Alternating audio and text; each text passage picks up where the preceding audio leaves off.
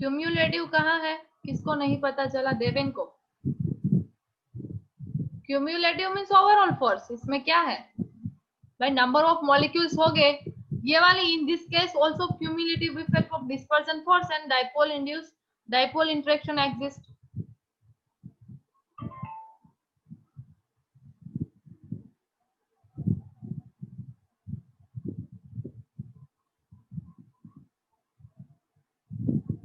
ये dipole induced dipole force है। इसमें आपको बोला है कि ये फिगर है, उसके नीचे ये सेंटेंस दिया है, cumulative effect of dispersion force and dipole induced dipole interaction exist. अब डिस्पर्सन फोर्स जैसे हमने लंदन फोर्स में देखा था, लंदन फोर्स में क्या था, दोनों मॉलिक्यूल सेम थे, दोनों मॉलिक्यूल सेम थे, और जब वो एक दूसरे के क्लोज आते थे तब उसमें क्लाउड जनरेट होता था। क्लाउड कब जनरेट होगा, तो एक दूसरे के क्लोज आएंगे और थोड़ा दोनों के बीच में इंटरेक्शन होना चाहिए, तो वो एक दूसरे के क्लोज आएंगे। और इंटरेक्शन कब होगा, तो दोनों के बीच में कोई पार्शियली चार्ज होना चाहिए, भले ही वीक हो पर होना चाहिए। तो ये एटम क्या करता है, क्लाउड बना लेता है, पॉजिटिव और नेगेटिव चार्ज वाला। यहाँ पे रख दो क्लाउड, ये क्लाउड उसने बना लिया। क्यों, क्योंकि वो ये एटम है उसकी क्लोज रहना चाहता है, और जब ये क्लोज आएगा तो उसको भी प्रेरित करेगा कि भाई तुम भी क्लाउड बना लो, तो इसने भी क्लाउड बना लिया, यहाँ पे पॉजिटिव चार्ज और यहाँ पे नेगेटिव चार्ज। ओके, ये हमने किस में देखा, लंदन फोर्स में देखा, डिस्पर्जन फोर्स में देखा। लंदन या तो डिस्पर्जन फोर्स, दोनों एक ही है। तो यहाँ पे इसलिए बोला है कि ये केस है वो cumulative effect of dispersion force and dipole induced dipole interaction exist.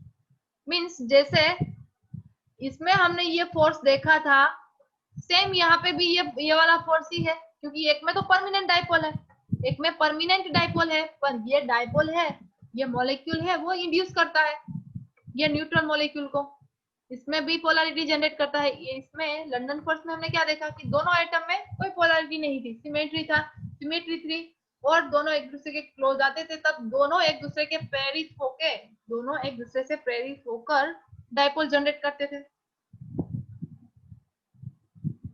तो ये केस में आपको बताया है कि it is in this case also cumulative effect of dispersion force and dipole induced dipole interaction exist. Dipole induced dipole interaction तो है, पर इसमें डिस्पर्सन फोर्स की जो इफेक्ट है ना वो भी रहेगी। तो डिस्पर्सन फोर्स वाली इफेक्ट ही आप देख सकते हो कि यहाँ पे पॉजिटिव चार्ज आपने देखा था, यहाँ पे भी नेगेटिव चार्ज देखा था, किसमें, लंदन फोर्स में। तो सेम यहाँ पे है, यहाँ पे नेगेटिव चार्ज है और पॉजिटिव चार्ज है, तो दोनों में सेम है।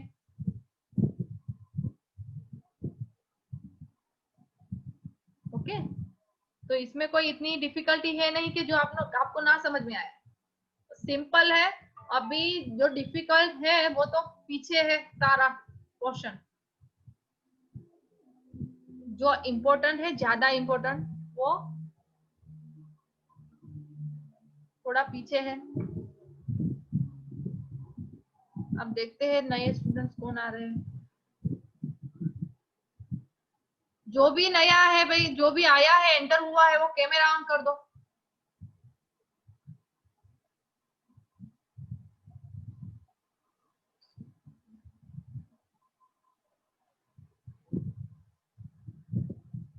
प्रिंस, आविश, जेनिश और हर्ष, कैमरा ऑन करो अपना, camera on.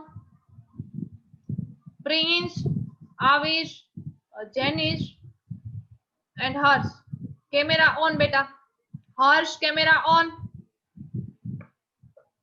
Harsh camera on करो।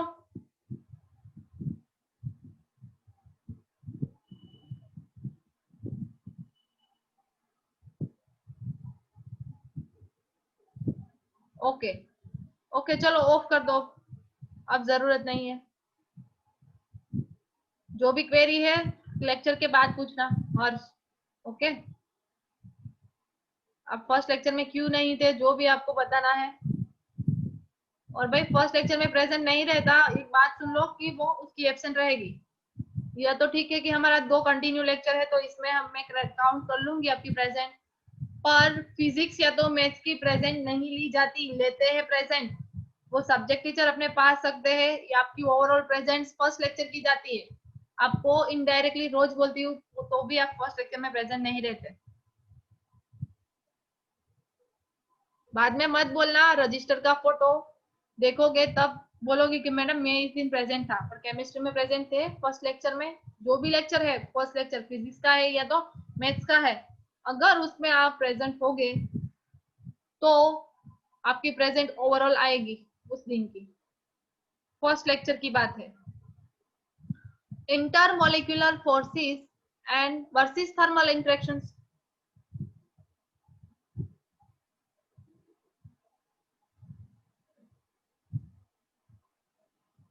हिताक्षु आ गया है? हिताक्षु आया है? हिताक्षु ओके, नहीं आया। लास्ट में कौन है?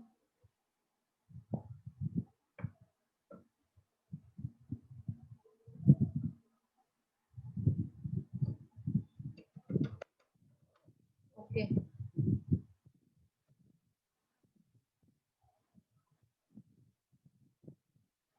we have already learned that the intermolecular force tend to keep the molecule together, but thermal energy of the molecule tends to keep them apart. Intermolecular forces है वो क्या करते हैं, दो एटम है वो दो एटम को एक दूसरे के क्लोज रखते हैं, या तो दो मॉलिक्यूल्स है उन दोनों के बीच में इंटरमोलिकुलर फोर्सेस है तो वो एक दूसरे के क्लोज रहते हैं। और थर्मल एनर्जी है वो उसमें रिवर्स है, मींस आप कोई मॉलिक्यूल है उसको हीट दोगे तो क्या होगा, तो वो मॉलिक्यूल है जिसके बीच में इंटरेक्शन है वो इंटरेक्शन टूट जाएगा, मींस उसके बीच में जो डिस्टेंस है इंटरेक्शन है इसलिए डिस्टेंस कम होगा, पर उसको हीट दोगे, एनर्जी दोगे, थर्मल एनर्जी दोगे तो दोनों के बीच का डिस्टेंस थोड़ा इंक्रीज होगा। ओके, तो यहाँ पे इसलिए बोला है कि molecule tends to keep them apart, molecule को एक दूसरे से दूर रखता है थर्मल एनर्जी देंगे तब।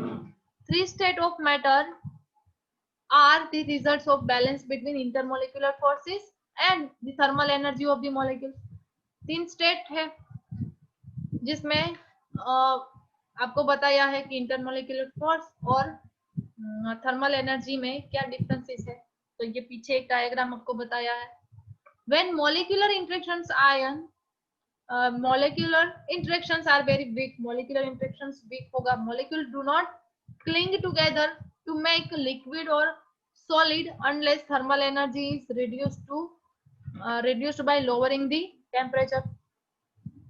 अब जब इंटरेक्शन कम होगा दो मॉलिक्यूल के बीच में तो दोनों मॉलिक्यूल है और वो सॉलिड या तो लिक्विड में ज्यादा टाइम नहीं रहेगा, unless thermal energy is reduce, जब थर्मल एनर्जी उसमें से रिड्यूस नहीं होगी तब तक वो एक दूसरे से क्लोज नहीं रहेगा।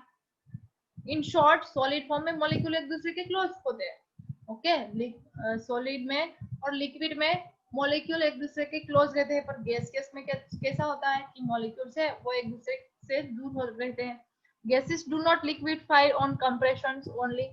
कंप्रेशन का मतलब क्या है, कोई सिलेंडर में गैस भर दो और उसको कंप्रेस करो, मीन्स प्रेशर दो, कंप्रेशन का मतलब है प्रेशर, प्रेशर उसको दोगे तो क्या वो लिक्विड फॉर्म में आता है। Gases do not liquefy on compression only, उसको प्रेशर देंगे तो वो लिक्विड फॉर्म में आता है ऐसा जरूरी नहीं है। Although molecules comes very close to each other and intermolecular force operate to the maximum. और आपको क्या बताया है कि मॉलिक्यूल्स एक दूसरे के क्लोज आते हैं जब प्रेशर देंगे तब एक दूसरे के क्लोज आते हैं, and intermolecular force operate to the maximum, और दोनों के बीच में इंटरमोलिकुलर फोर्स होगा वो भी वो मैक्सिमम हो सकता है जब हम प्रेशर देंगे तब।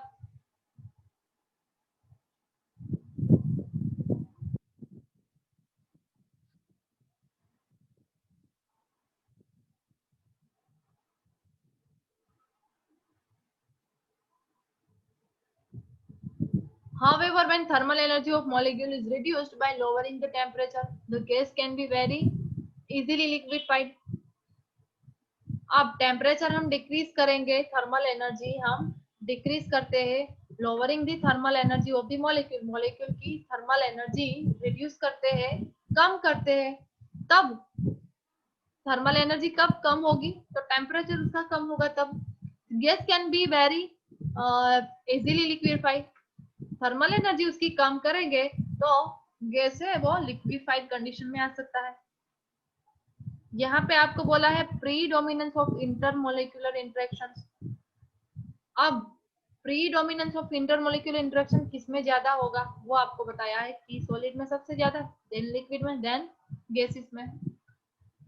Predominance of thermal energy and the molecular interactions energy of substance in three states is depicted as below। आपको थर्मल एनर्जी और मोलिकुलर इंटरेक्शंस के बारे में नीचे ये बताया है कि इसमें मोलिकुलर इंटरेक्शंस ज्यादा है, सबसे ज्यादा सॉलिड में, देन लिक्विड में, देन गैसेस में। पर यहाँ पे प्रीडोमिनेंस ऑफ थर्मल एनर्जी, इसका मतलब है कि थर्मल एनर्जी इसको थर्मल एनर्जी इसकी ज्यादा है, इसकी कम है, और इसकी इससे भी कम है।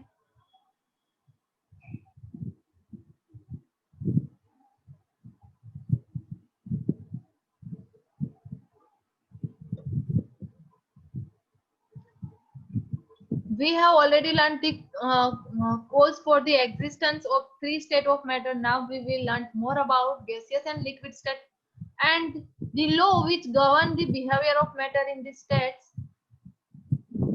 ये लॉज आपको डिफरेंट डिफरेंट गैसियस लॉज दिए हैं जो मोस्ट इंपॉर्टेंट है, आपने आगे देखा है वो 2-2 मार्क के 3 क्वेश्चन देखे। पर अब ये नेक्स्ट आप देखोगे ये गैसियस स्टेट वाला, उसके बाद की गैसियस स्टेट में नंबर ऑफ एलिमेंट्स कितने हैं, या तो नंबर ऑफ एटम्स ऐसे कितने हैं पीरियोडिक टेबल में जो गैसियस फॉर्म में है, वो आपको थोड़ी इंफॉर्मेशन उसके बारे में दी है। देन आपको बताया है डिफरेंट टाइप्स के लो। ओके, कितना हमें देखना है वो आपको बता रही हूँ। गैसियस लो यहाँ से स्टार्ट होता है और ये फर्स्ट वाला लो है बॉयल्स लो। ओके, ये इंपॉर्टेंट है, यहाँ से हमारा इंपॉर्टेंट टॉपिक स्टार्ट होगा। अब ये हर्ष एक बार आ गया है, हर्ष एक बार आ गया है। ओके, हर्ष है कि नहीं, और दूसरी बार आ रहा है, ऐसा कुछ है नहीं ना, हर्ष के नाम से कोई आ रहा है। ओके, वो निकल गया है।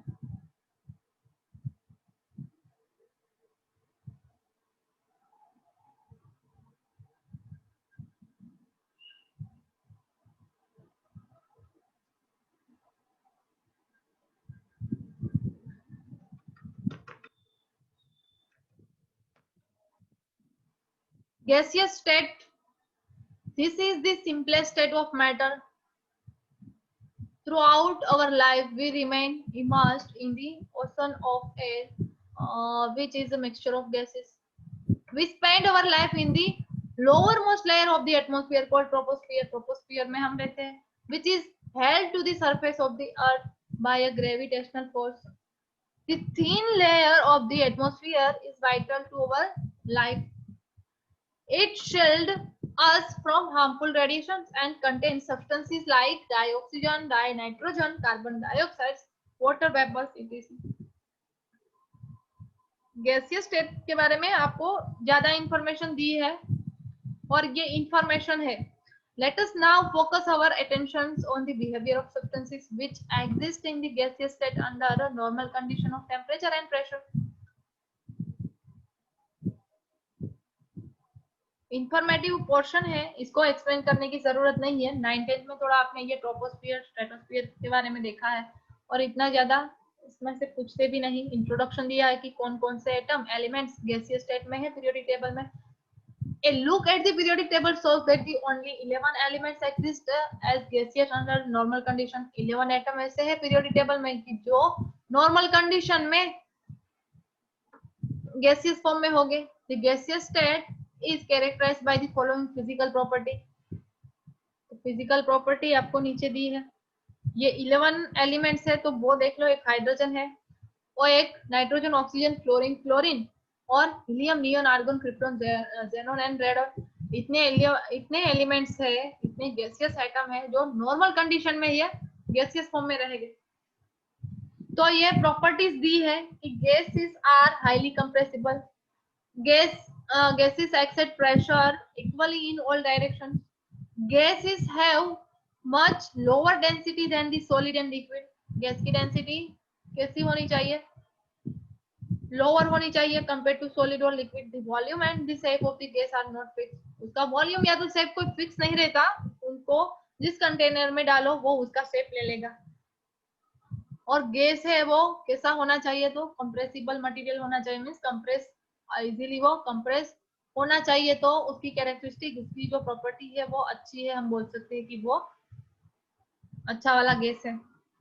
This assume volume and shape of the containers, gas mix evenly and completely in all direction without any mechanical aid, जरूरी नहीं है गैस को मिक्स करने के लिए कि उसमें कोई आप मैकेनिकली फोर्स, बाहर से फिजिकली फोर्स दो, गैसेस को ऐसी कोई जरूरत नहीं, दो गैस को मिक्स कर दो तो वो अपने आप मिक्स हो जाते हैं, उसको कोई मिक्स करने की उसको टेम्परेचर या तो प्रेशर देने की जरूरत नहीं कि वो कंप्लीटली मिक्स हो जाए। Simplicity of gases is due to the fact that the force of interaction between their molecule are negligible. अब सिंपली हमें देखना है कि गैसियस मॉलिक्यूल है तो वो मॉलिक्यूल मॉलिक्यूल के बीच में इंटरेक्शन कितना होगा, तो वो इंटरेक्शन है वो नेग्लिजिबल होगा, मीन्स कम होगा। Their behavior is governed by same general law which were discovered as a result of their experimental studies.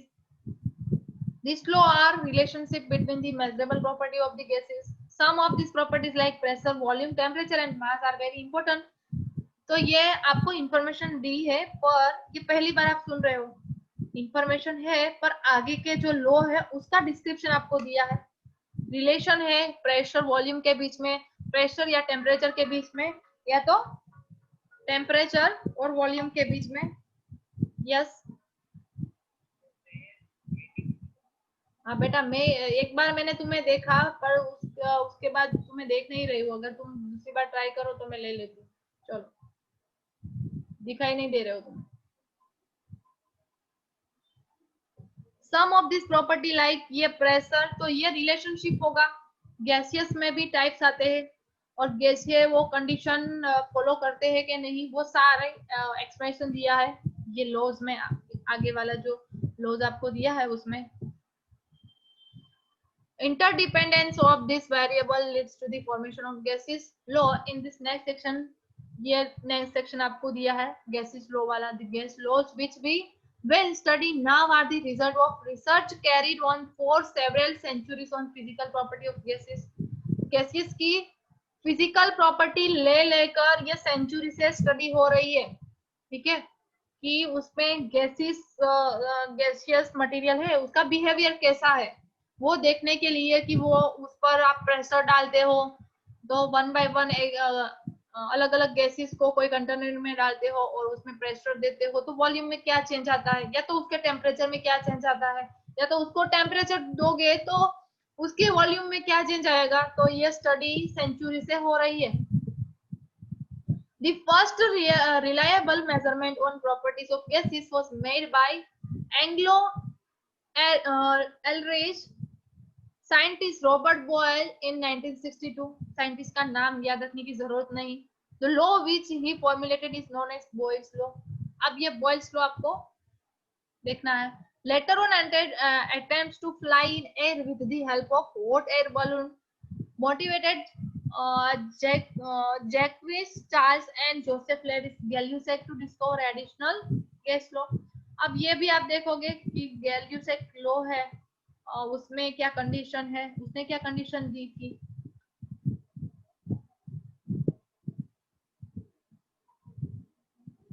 Contribution from Avogadro and other provided a lot of information about gaseous state।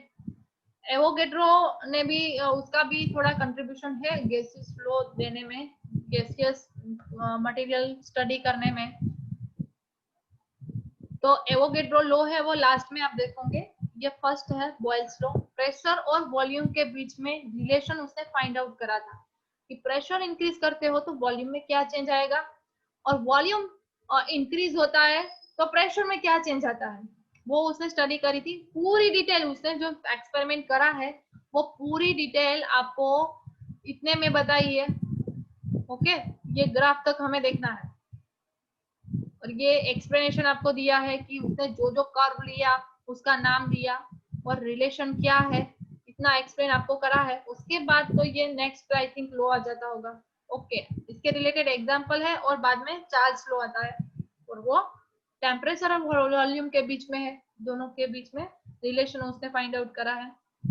तो पहले इसने क्या बताया, boils लो है, boils ने क्या बताया वो देखते हैं। On the basis of his experiment, Robert Boyle reached to the conclusion that at constant temperature, उसने क्या करा, टेम्परेचर कांस्टेंट रखा, गैस को कोई एक कंटेनर में ले लिया है, ठीक है, इमेजिन करना है क्योंकि उसने नहीं बताया कि भाई मैंने इसमें लिया है, आप इमेजिन करो कि उसने एक कंटेनर में लिया होगा और टेम्परेचर उसका कांस्टेंट रखा होगा। The pressure of a fixed amount, pressure of a fixed amount means उसका नंबर ऑफ मोल्स है वो फिक्स होगा, कोई वॉल्यूम लिया है गैस का। ओके, सपोज आपने मान लो कि आपने 50 मोल लिया है गैस का, 50 मोल आपने नाइट्रोजन लिया है, नाइट्रोजन गैस कोई कंटेनर में। अब उसका प्रेशर है वो फिक्स बोला है, the pressure of a fixed amount of gas varies inversely with its volume. Fixed amount mole का है और उसका उसके प्रेशर में क्या चेंज आएगा,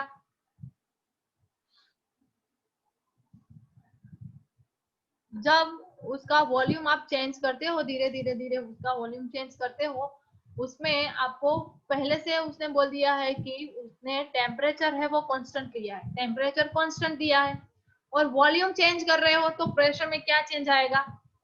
तो ये फॉर्मूला दी है कि ये रिलेशनशिप उसने फाइंड आउट करा कि प्रेशर है वो इनवर्सली प्रोपोर्शनल है वॉल्यूम के, P प्रोपोर्शनल टू 1/V और P को इक्वल कर दो, यहाँ पे इक्वल वाला सिंबल डाल दोगे तो आपको यहाँ पे प्रोपोर्शनलिटी कांस्टेंट K1 बताया है।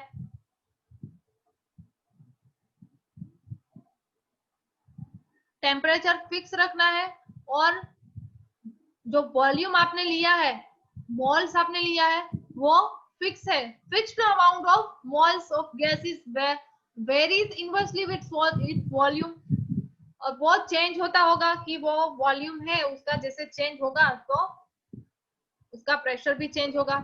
K1 is proportionality constant. The value of constant K1 depends upon the amount of gases, temperature of the gas and the units in which pressure and volume are expressed. अब उसका temperature है, कोई gas है, वो proportionality constant है, वो किस पर डिपेंड रहता है, तो गैस का मटेरियल जो हमने लिया है उसका अमाउंट कितना है, टेम्परेचर हमने कितना रखा, मान लो 100 डिग्री टेम्परेचर रखा है तो वो टेम्परेचर पर इफेक्ट करता है, and the units in which pressure and volume are expressed, और उसके अकॉर्डिंग ये प्रेशर और वॉल्यूम का यूनिट है वो एक्सप्रेस करा जाता है। तो ये फॉर्मूला आपने देखी, P is equal to K1 1/V, तो V है उसको आप सामने भेजोगे तो वहां पे PV is equal to K1 हम लिख सकते हैं, तो ये नेक्स्ट फॉर्मूला आपको दी है। It means that at constant temperature product of pressure and volume of a fixed amount of gas is constant।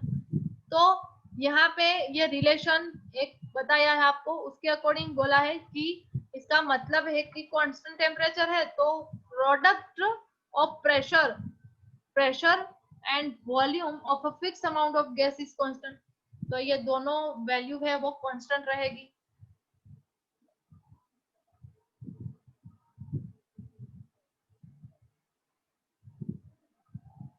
If a fixed amount of gas at constant temperature T occupying a volume V1 at a pressure P1, मान लो कि कोई constant temperature, कोई amount, कोई fix amount आपने amount में gas चीज material लिया है और उसका टेम्परेचर आपने कांस्टेंट रखा है, मान लो टेम्परेचर है वो T है। अब वो टेम्परेचर T है और उसका वॉल्यूम मानो कि V1 होगा और प्रेशर तब P1 होगा, undergoes expansion, so that volume becomes V2 and pressure become P2 then according to Boyle's law. अब आपने एक बार वॉल्यूम फिक्स ले लिया कोई मटेरियल का, कोई गैसियस मटेरियल का, और वो वॉल्यूम फिक्स है, उसमें उसका जो अमाउंट है वो फिक्स है, और टेम्परेचर उसमें आपने जो दिया है वो भी फिक्स है कि 100 डिग्री दिया तो 100 डिग्री है। तो मान लो उसका वॉल्यूम V1 होगा और और उसका प्रेशर P1 होगा।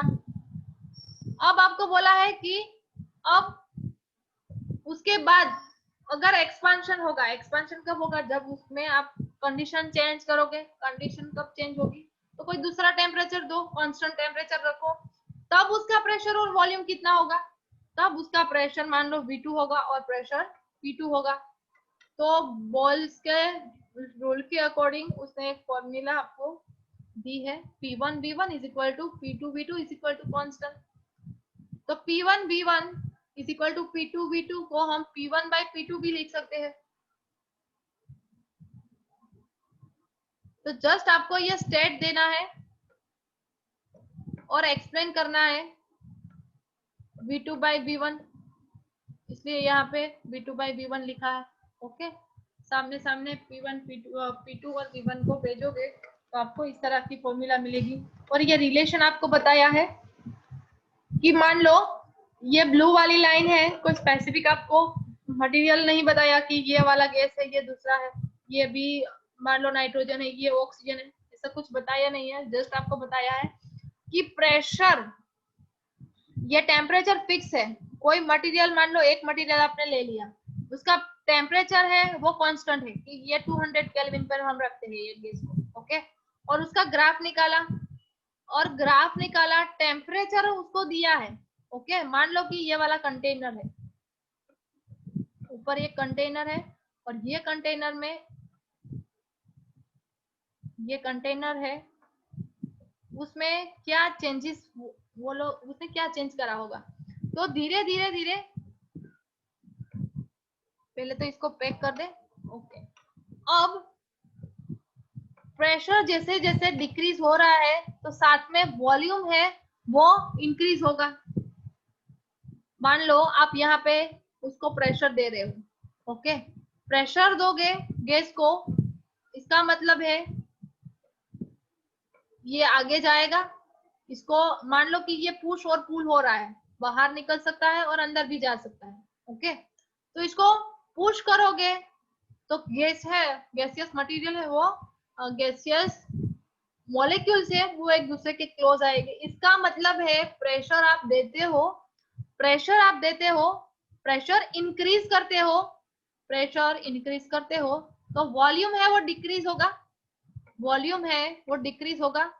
पहले वॉल्यूम इतना था, वॉल्यूम ज्यादा था, और आपने प्रेशर दिया और यहां तक आपने दे दिया, दूसरी फिगर ड्रॉ करते हैं, यहां तक दे दिया। ओके, यहां तक आपने प्रेशर दे दिया। तो पहले वॉल्यूम कितना था गैस का, इतना था, V1 काफी ज्यादा था।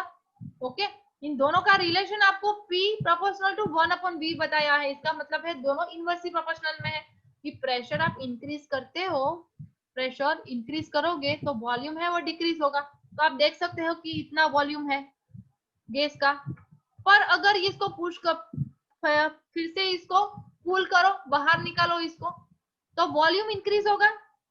बाहर निकलते हो आप, क्यों बाहर निकलते हो, प्रेशर आपने डिक्रीज करा, इसका मतलब ये है, कूल करा, इसका मतलब है आप प्रेशर आपने जितना दिया है उसको आप कम कर रहे हो, प्रेशर कम कर रहे हो, इसका मतलब है वॉल्यूम इंक्रीज होगा।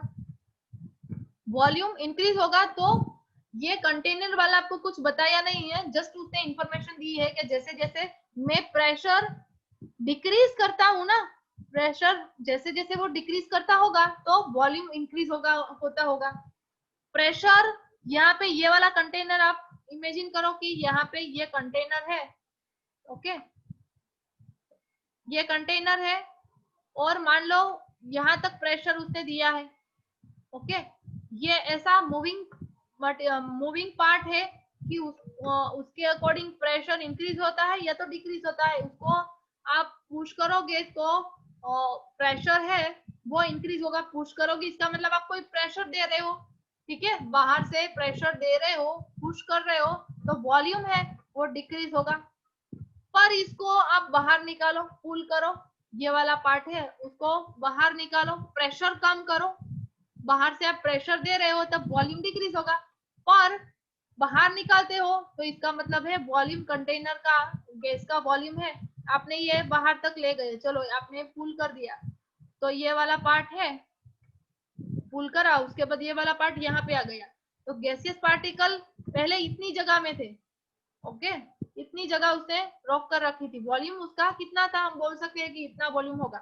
पर जब उसका प्रेशर कम करा तब यह वॉल्यूम इसका बढ़ गया, देखो वॉल्यूम इसका बढ़ जाता है, इतना वॉल्यूम है। तो ये प्रेशर और वॉल्यूम का रिलेशनशिप, इससे आपको आई थिंक समझ में आएगा। और कोई रिलेशन आपको ज्यादा बताया नहीं, पर ग्राफ के अकॉर्डिंग आप बोल सकते हो कि ये दूसरा गैस है, ठीक है। ये टेम्परेचर अकॉर्डिंग कोई एक मटेरियल लिया है, मान लो कि ये नाइट्रोजन गैस लिया है, ओके, ये नाइट्रोजन गैस है, पहले उसको 200 केल्विन पे रखा और प्रेशर उसका डिक्रीज करते गए, डिक्रीज करते, प्रेशर उसका डिक्रीज जैसे जैसे होता जाता है तो उसका वॉल्यूम है वो इंक्रीज होगा, ओके। 400 केल्विन टेम्परेचर पे वो गैस को रखा और धीरे धीरे उसका प्रेशर डिक्रीज करते गए तो उसका वॉल्यूम इंक्रीज हो रहा है, ओके। और 600 डिग्री टेम्परेचर पे रखा और धीरे धीरे उसका प्रेशर डिक्रीज करा, मींस इस टाइप के कोई पार्ट होगा इस टाइप का, उसको पुल करके बाहर प्रेशर है वो कम करा और धीरे धीरे उसका वॉल्यूम है, आप देख रहे हो कि वॉल्यूम उसका बढ़ जाएगा, ओके। तो ये ग्राफ के अकॉर्डिंग थोड़ी इंफॉर्मेशन आपको मिलती है। अब ये रिलेशन आपको बताया है कि T1 टेम्परेचर है, अब वॉल्यूम आपको यहाँ पे V बताया था, ओके। पर इस ये वैल्यू आपको जो भी आई है, यहाँ पे जो वैल्यू आई है उसको 1/V के फॉर्म में ले लो, 1/V के फॉर्म में ले लोगे तो ये ग्राफ आपको इस तरह से बताएगा। पर आप ये अगर आपके पास वैल्यू है तो ये वाला ग्राफ ड्रॉ कर सकते हो, पर मैन्युअली आपको ऐसे ही बताना है तो आप बता सकते हो कि ये टेम्परेचर है वो ज्यादा है, ये कम है और ये इससे भी कम है, तो ये रिलेशन बताया है कि प्रेशर वर्सेस 1/V का ग्राफ ऐसे आता है। पर आपको प्रैक्टिकली नहीं पता है पर ग्राफ ऐसा आया है, ओके। टेम्परेचर आप बता सकते हो कि प्रेशर जैसे जैसे इंक्रीज होता है, ओके, तो वॉल्यूम, ओके, यहाँ पे ये वाला रिलेशन और रिवर्स है, ये दोनों रिलेशन रिवर्स है, ओके। तो ये ग्राफ आपको दो रिप्रेजेंट करने हैं जब क्वेश्चन आए, और ये क्वेश्चन इंपॉर्टेंट है, 4 मार्क है तो 5 मार्क में भी आ सकता है, आपको कितना याद रखना है वो बता दो एक बार। बॉयल्स लॉ, बॉयल्स लॉ में उसने क्या, बॉयल्स ने क्या करा था, टेम्परेचर कांस्टेंट रखा, प्रेशर है वो धीरे धीरे चेंज करता गया और वॉल्यूम में क्या चेंजेस आता है वो चेंजेस उसने फाइंड आउट करा, ये रिलेशन निकाला P प्रोपोर्शनल टू 1/V और K1 प्रोपोर्शनलिटी कांस्टेंट निकाला, और वो K1 किस पर डिपेंड करता है उसके बाद वो बताना। उसके बाद दूसरा रिलेशन बता सकते हो कि V है उसको सामने भेजो तो K1 की वैल्यू आपको मिलेगी, प्रोपोर्शनलिटी कांस्टेंट आप फाइंड आउट कर पाओगे। और अलग अलग अगर प्रेशर दे रहे हो तो दोनों के बीच में रिलेशन कितना होगा, कि ये सपोज मान लो आपने P1 एक प्रेशर दिया है, ओके, और दूसरी बार आपने ज्यादा प्रेशर दिया है तो उसको P2 बोल दो, तो P1 जब प्रेशर दिया होगा मान लो उसका वॉल्यूम V1 होगा, मान लो आपने 500 पास्कल प्रेशर दिया तब उसका वॉल्यूम होगा 300 ml, 300 ml तो नहीं बोल सकते गैसियस मटेरियल है, पर उसने इतना वॉल्यूम रखा होगा। और जब आप मान लो कि 700 पास्कल प्रेशर दे रहे हो तब उसका वॉल्यूम कोई अलग होगा, तो इसलिए ये रिलेशन आप दे सकते हो, ओके। तो ये रिलेशनशिप आपको बतानी है। उसके बाद ये दो ग्राफ है वो ड्रॉ करके बता दो कि ये रिलेशन है प्रेशर वर्सेस वॉल्यूम का, और टेम्परेचर अलग अलग रखो तो उसके अकॉर्डिंग टेम्परेचर अगर ज्यादा है तो प्रेशर भी, प्रेशर भी कहाँ से है, देखो प्रेशर यहाँ से स्टार्ट, प्रेशर तो जो वैल्यू फिक्स है वो तो है ही, टेम्परेचर तो कांस्टेंट ही है, पर ग्राफ है वो थोड़ा ऊपर नीचे है, और ये रिलेशन ओनली स्ट्रेट लाइन के फॉर्म में आपको बता देना है, इसका कोई लॉजिक है नहीं। 1/v कर दिया, इसलिए ग्राफ की वैल्यू के अकॉर्डिंग उसने ये ग्राफ आपको सिंपल फॉर्म में बताया है। कोई वैल्यू अगर आपके पास होती तो आप आसानी से समझ जाते, पर इसकी कोई वैल्यू हमारे पास है नहीं। फिगर आपको बताई है, so that the two convenient way of graphically presenting Boyle's law.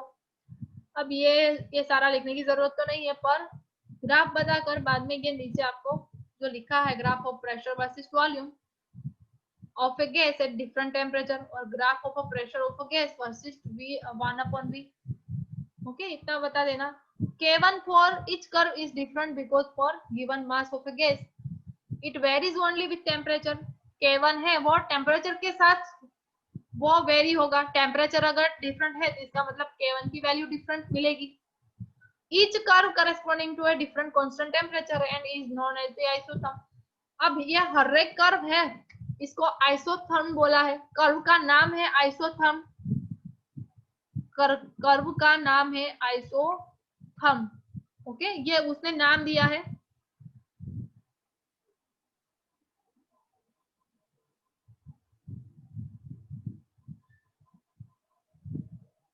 ये नेक्स्ट वाली प्रेजेंट कोई भेजेगा मुझे? अभी तो कौन आया है नेक्स्ट? अभी नए स्टूडेंट कौन आए? नए मीन्स जो फर्स्ट चैप्टर फर्स्ट लेक्चर में नहीं आए थे। मिताक्षु फिर से प्रेजेंट लेकर भेज दो बेटा मुझे।